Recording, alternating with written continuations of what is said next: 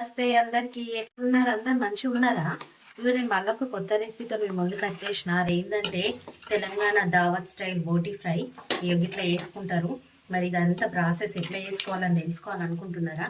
మరి మీరైతే నా ఛానల్ని సబ్స్క్రైబ్ చేసుకొని వాళ్ళు సబ్స్క్రైబ్ చేసుకోండి, లైక్ చేయండి, ఫ్యామిలీ అండ్ ఫ్రెండ్స్కి షేర్ చేయండి. మరి మీకు కూడా ఎట్లా వచ్చిందో కామెంట్ చేయండి ట్రై చేసి. మరి లేట్ చేయకుండా వీడియోలోకి వెళ్ళిపోదామా?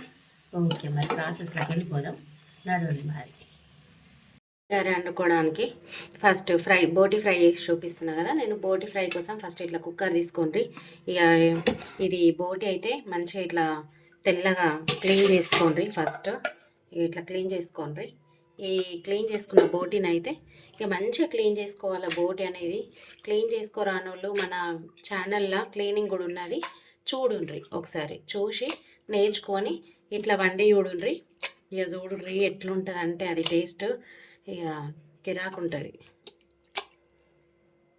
ఇక ఇప్పుడు ఇందులో వేసుకొని ఇది మూత పెట్టేసుకొని విజిల్ పెట్టేసుకోండి. పొయ్యి మీద ఒక 3-4 విజిల్ వచ్చేదాకా పెట్టుకోండి. ఇక నేను చూపిస్తున్నా మీకు. ఇది కూడా ఒక 3-4 విజిల్ రాగానే బంద్ చేసుకోండి. ఇక నెక్స్ట్ ప్రాసెస్ మళ్ళీ నేను చూపిస్తాను. బోటి ఫ్రై కోసం మనమైతే ఫస్ట్ ఇది ఉడకబెట్టుకున్నాం కదా. ఇది ఇప్పుడు తాలిపు వేసుకున్నాడు. ఇక ఫ్రై చేసుకోవడానికి చూపిస్తా ప్రాసెస్. ఇది ఉడికింది. ఇక నేను ఇది మనం చూసి ఉడకబెట్టుకోబడుతుంది.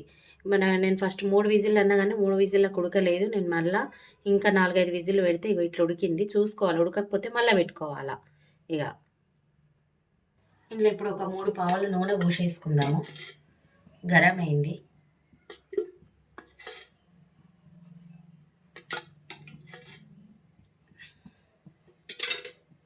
ఇక నూనె గరమైంది కదా, ఉల్లిగడ్డలు వేసేసుకుందాము.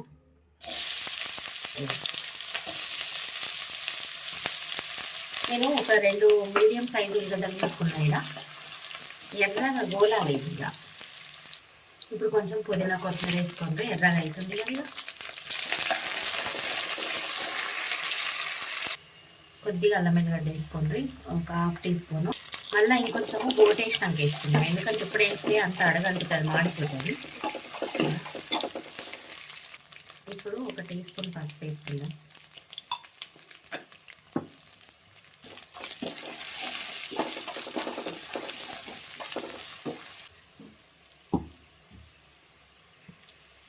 ఇప్పుడు 1 టీ స్పూన్ పచ్చిమిర్చి పేస్ట్ వేసుకుందాం. 1 టీ స్పూన్ పచ్చిమిర్చి పేస్ట్. పచ్చిమిరపకాయని మంచిగా వేయించి దంచుకోవాలి. దంచడం మిక్సీ అన్నమాట. ఇప్పుడు ఇక బోట్ వేసేసుకుందాం.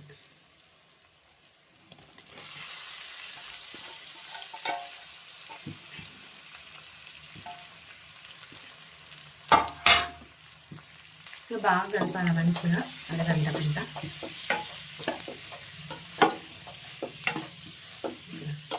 మంచిగా ఫ్రై కావాలి ఇది. ఇక ఊరికే కలపాలా, పట్ పట్ పట్ పట్ అని పటాకులు వేగినట్టు సప్పుడు అవుతూ ఉంటుంది. ఇక ఒక అరగంట కొంత కలుపుకోవాలి ఊరికే ఇది మంచిగా. ఇప్పుడు ఒక 1/2 టీ స్పూన్ ఉప్పు వేద్దాం, ముక్కకు పడుతుంది అన్నట్టు. 1/2 టీ స్పూన్ కారం కూడా వేద్దాం.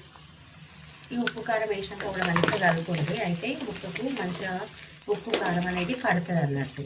ఇక పటాకులు వేగినట్టు వేగుతున్నాయి, వాసన కూడా కమ్మగా వస్తుంది. ఇది తెలంగాణ స్పెషల్. ఇక తెలంగాణలోనైతే కమ్మగా ఇష్టంగా తింటారు ఇది. కాకపోతే కడుగుట్లా కూడా ఉంటుంది, మంచిగా కడుక్కోండి. ఇక మంచిగా తింటారు. ఇప్పుడు 1 టీ స్పూను కొబ్బరి పొడి వేసినాక కూడా మంచిగా కలుపుకోండి.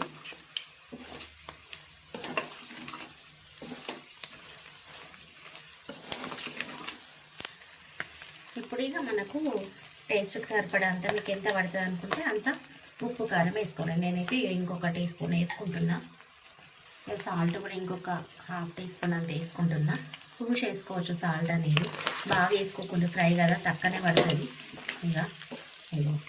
ఇక కలిపేసుకోండి. ఇప్పుడు ఒక 1/2 టీ స్పూన్ ధనియాల పొడి వేసుకోండి. ఇక టీ స్పూన్తో గింతంతా గరం మసాలా తోడమే వేసుకోండి. బాగా వేసుకోకుండా ఘాట్ అవుతుంది. ఇక ధనియాల పొడి, గరం మసాలా పొడి వేసుకున్న తర్వాత కూడా ఇట్లా కలిపేసుకొని దింపేసుకున్నాడే. మనకు ఆల్రెడీ కుక్కర్లోనే ఉడికిపోయింది కదా. ఇక సాలిగా ఈ ఉప్పు కారం చూసుకోండి, తక్కువ అనిపిస్తే వేసుకోండి. నెక్కి వేసుకోకూడదు ముందే, ఎందుకంటే తర్వాత వేసుకోవచ్చు. Okay friends, thank you for watching my video. Thank you friends. Telangana special బోటి ఫ్రై అయితే రెడీ అయిపోయింది.